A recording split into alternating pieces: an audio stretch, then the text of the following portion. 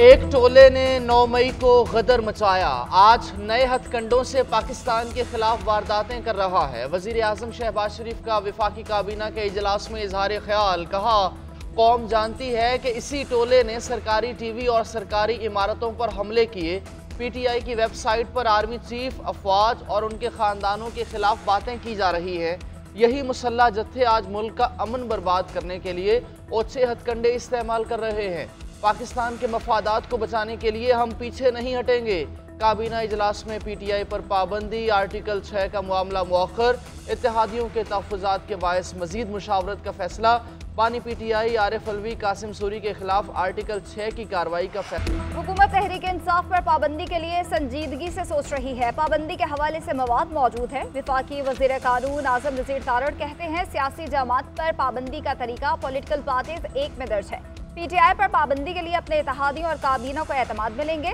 Supreme court में reference दायर करने से पहले सियासी और कानूनी पहलुओं को देखा जाएगा। पंजाब की सीनियर वजीर मरियम औरंगजेब का कहना है, बानी पीटीआई के एतराफ़ जुर्म पर कोई हैरानी नहीं। ये एतराफ़ जुर्म का नहीं, सजा देने का वक्त है। जमान पार्क में मास्टरमाइंड मंसूबा साज बैठते थे। एक शख्स कोलोफेल के जरिए रियासत पर हमलावर हुआ। डिजिटल दहशतगर्दी से ये मामला शुरू हुआ। बानी पीटीआई ने कहा, मुझे पकड़ा तो छोड़ूंगा नहीं। ये मामला सियासी नहीं, रियासती है।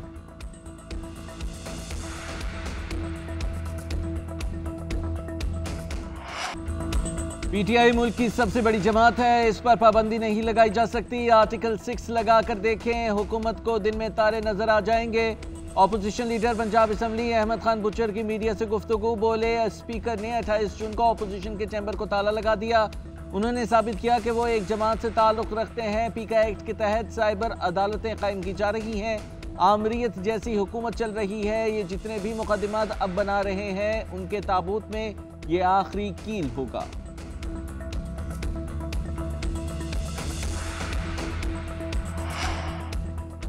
तहरीक इंसाफ पर पाबंदी और मखसूस नशिस्तों पर क्या हिकमत अमली बनाई जाए। पीपल्स पार्टी का अगस्त में सेंट्रल एग्जीक्यूटिव कमेटी का इजलास बुलाने का फैसला। अहम इजलास आइंदा माह दूसरे या तीसरे हफ्ते में होने का इम्कान है। वफाकी हुकूमत की जानिब से पीटीआई पर पाबंदी पर हतमी मौक़िफ़ पेश किया जाएगा। मखसूस नशिस्तों पर नज़रसानी से मुतालिक फारूक एच नाइक ब्रीफिंग देंगे। CEC इजलास से कबल बिलावल भुट्टो आसिफ अली जरदारी से हतमी मुशावरत करेंगे। तहरीक इंसाफ पर पाबंदी आसिफ अली जरदारी और नवाज शरीफ की गलती होगी। आसिफ जरदारी और नवाज शरीफ तारीख की गलत साइट पर है।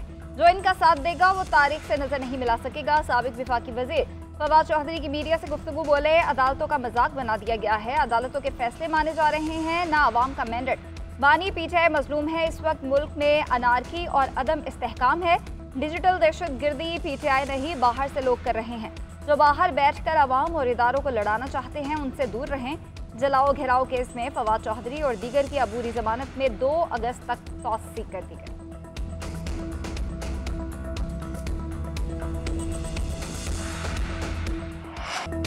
जब भी मार्शल लॉ का खतरा हो, अदालतें खुली रखनी चाहिए। एक सियासी बयानिया बनाया गया कि रात को अदालतें क्यों खोल गईं। जस्टिस सदर मिनल्लाह का न्यूयॉर्क बार से खिताब। कहा, स्विस हुकाम को खत ना लिखने पर वजीर आजम को ओहदे से हटाना गलत था। सदर जरदारी को आईनी इस्तिस्ना हासिल था। मेमो गेट का मामला ऐसा नहीं था जिसे सुप्रीम कोर्ट उठाती। मुंतखब वजीर आजम को ओहदे से हटाना सुप्रीम कोर्ट का काम नहीं। बोले, काश अदालतें 5 जुलाई को भी खुली होती जब जनरल जिया ने एक मुंतखब वजीर आजम को हटाया। काश अदालतें 12 अक्टूबर को भी खुली होती जब परवेज मुशर्रफ ने एक वजीर आजम को उठाकर बाहर फेंका।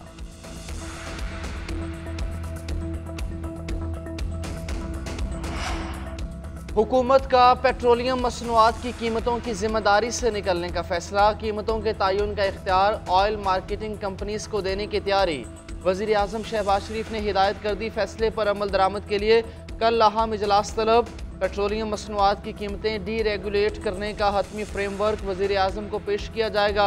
ज़राए के मुताबिक हुकूमती मौक़िफ़ है, कीमतें बढ़ाने के नतीजे में हुकूमत को शदीद तनकीद का सामना करना पड़ता है।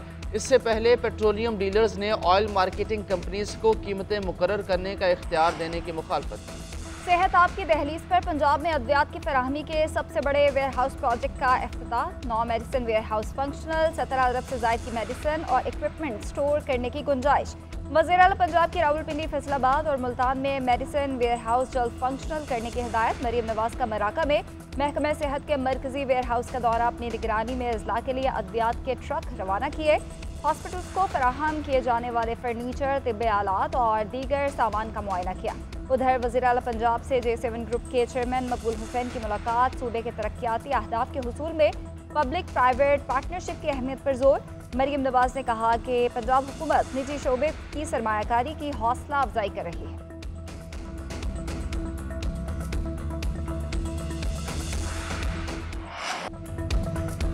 पाकिस्तान में दहशतगर्दी में हमसाया ममालिक मुलविस हैं। अफगानिस्तान से बातचीत चल रही है। भाइयों वाले अंदाज में समझाया है। 40 साल तक इन भाइयों की मेज़बानी की और ये सिला मिल रहा है। ख्वाजा आसिफ वहाँ गए और उन्हें समझाया। हमने कहा रूखी सूखी खा लेंगे मगर आपका ख्याल रखेंगे, उनकी ख्वाहिश है, मगर ये सिलसिला चलता रहा तो सख्त जवाब देंगे। वज़ीर आज़म शहबाज शरीफ का काबीना इजलास में इज़हार ख्याल। जर्मनी में पाकिस्तानी कौंसल खाने पर हमले की मजम्मत। कहा जर्मनी में सिफारत खाने पर हमला हुआ, लंदन में भी ऐसे वाक़यात हुए हैं। मुतल्लिक़ा ममालिक के सफ़ीरों को बुलाकर उन्हें डिमार्च करना चाहिए। वज़ीर आज़म का फ़लस्तीन में इसराइली मज़ालिम पर भी इज़हार तशवीश। कहा फ़लस्तीन में इंसानी सोच जुल्म ढाया जा रहा है। वफाकी काबीना के इजलास में इसराइल के फ़लस्तीन में ज़ालिमाना इक़दामात के खिलाफ करारदाद भी मंजूर की गई। तहरीक इंसाफ की दूसरे रोज़ भी पार्लियामेंट हाउस के सामने अलामती भूख हड़ताल। हुकूमती छापों, इंतकामी कार्रवाइयों, महंगाई के खात्मे और कैदियों की रिहाई का मुतालबा। अरकान पार्लियामान को हिरासत करने का मामला भी मीडिया में उठाने का फैसला।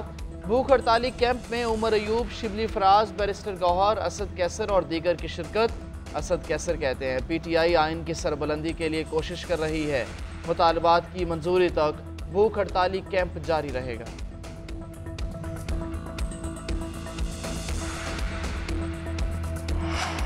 सेनेट की कायमा कमेटी बराए कानून और इंसाफ का इजलास, एडहॉक जजेस के तकर्रुर पर बहस। वजीर कानून आजम नज़ीर तारड़ ने बताया कि सुप्रीम कोर्ट सियासी मामलात में बहुत मसरूफ हो गई है, इसलिए आम मुकदमात की समाअत मुतासिर हो रही है। हामिद खान का एतराज़। कहा सुप्रीम कोर्ट और बार ने भी हमेशा एडहॉक जजेस की मुखालफत की है। अनुशा रहमान ने कहा कि आईनी अदालत के क़याम, जजेस की तादाद बढ़ाने पर मुझे कोई एतराज़ नहीं। तसल्ली कराई जाए कि मुकदमात में ताख़ीर जजेस की इस्तेदाद कार में कमी से है। Chairman committee Farooq H Naik ने कहा कि हाई कोर्ट में जजेस की तादाद बढ़ाने के बावजूद मुकदमात की तादाद बढ़ रही है। आइंदा इजलास से कबल ज़ेर इल्तवा मुकदमात की तादाद और वजूहात पर मबनी रिपोर्ट तलब करेगी।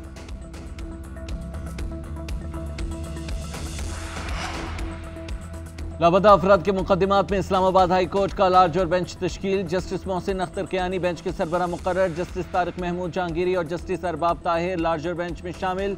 बेंच 30 जुलाई से लापता अफराद के मुकदमात की समाअत करेगा। अहमद फरहाद केस में जस्टिस मोहसिन अख्तर कियानी ने लापता अफराद केसेस के लिए लार्जर बेंच की तश्कील तजवीज़ की थी। चीफ जस्टिस लापता केसेस की समाअत करने वाले लार्जर बेंच में शामिल नहीं हैं।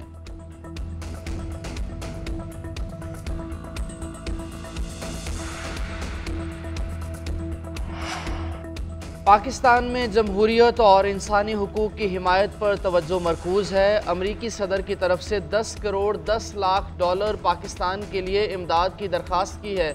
अमरीका के असिस्टेंट सेक्रेटरी बराए जनूबी और वस्त एशिया डोनाल्ड रू कहते हैं रकम पाकिस्तान को दहशतगर्दी के खिलाफ जंग, इक़्तिसादी इस्लाहात और कर्ज में मदद के लिए दी जाएगी। अफगानिस्तान में ख़वातीन और अक़लियती गिरोहों की सूरत हाल पर तशवीश है। अफगान शहरियों के हुकूक के एहतराम तक तालिबान हुकूमत से ताल्लुकात मामूल पर नहीं आ सकते। मखसूस नशिस्तों के लिए PTI ख़वातीन के नामों की फहरिस्त तैयार। कौमी असम्बली में ख़वातीन की मखसूस नशिस्तों के लिए तहरीक इंसाफ के 14 नाम फाइनल। कमल जोसेफ, आलिया हमजा और रेहाना डाद भी शामिल। पंजाब असम्बली की मखसूस नशिस्तों की लिस्ट में डॉक्टर यास्मीन राशिद, सनम जावेद और दीगर शामिल। खैबर पख्तूनख्वा में चंद तब्दीलियों के साथ इब्तदाई फहरिस्त तैयार। मोमना बासित, मिशेल यूसुफजई और दीगर शामिल। अक़लियती नशिस्तों के लिए वज़ीरज़ादा इरफान यूसुफ, रबी कुमार, पीटर नरोज गुल, शान अदील, सैमुअल रॉबर्ट के नाम फाइनल।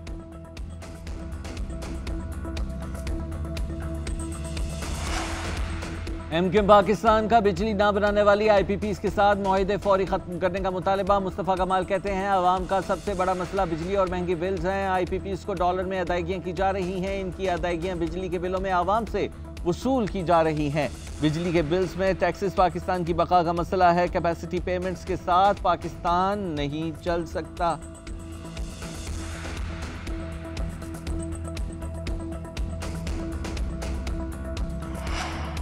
IPPs के साथ जालिमाना मुआहिदे किए गए, इनसे लोगों ने फ़ायदे उठाए, ये मुआहिदे हम कबूल नहीं करते।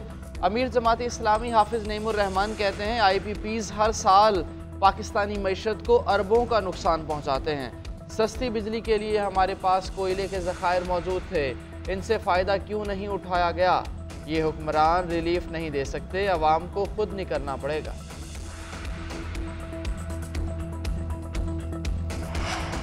दहाइयों से पैदा होने वाले मसाइल को पीपल्स पार्टी हुकूमत ख़त्म कर रही है। कई मरतबा सिंध को सैलाब का सामना करना पड़ा।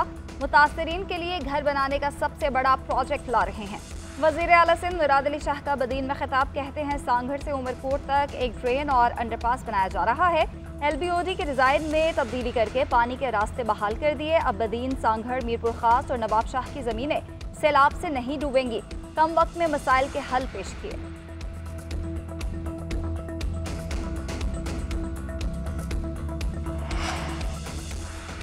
म्यांमार में 3 पाकिस्तानी नौजवानों का अगवा। चेयरमैन पीपल्स पार्टी बिलावल भुट्टो जरदारी का बाजियाबी के लिए इक़दाम का मुतालबा। बिलावल भुट्टो का कहना है कि दफ्तर खारिजा काशिफ, फराज और शहरोज की बाजियाबी के लिए काम करे। तमाम सिफारती चैनल्स बुरोए कार लाए जाएं। पीपल्स पार्टी मुग़वियों के लिए हर फोरम पर आवाज़ बुलंद करे। बिलावल भुट्टो का मुग़वी नौजवानों के अहल खाना से हमदर्दी का इजहार, हर मुमकिन ताउन की यकीन दहानी। वज़ीर आला सिंध सैयद मुराद अली शाह का दफ्तर खारिजा से राबिता करने का फैसला। मुराद अली शाह कहते हैं वफाकी हुकूमत सिफारती ताल्लुकात को बुरोए कार लाते हुए मुग़वियों की फौरी बाजियाबी यकीनी बनाए। विमेंस T20 एशिया कप में पहले 2 सेमीफाइनलिस्ट टीमों का फैसला। ग्रुप ए से पाकिस्तान और भारत ने टॉप 4 मरहले के लिए क्वालिफाई कर लिया। दिफाई चैंपियन भारत की नेपाल के खिलाफ कामयाबी के बाद टॉप पोजीशन।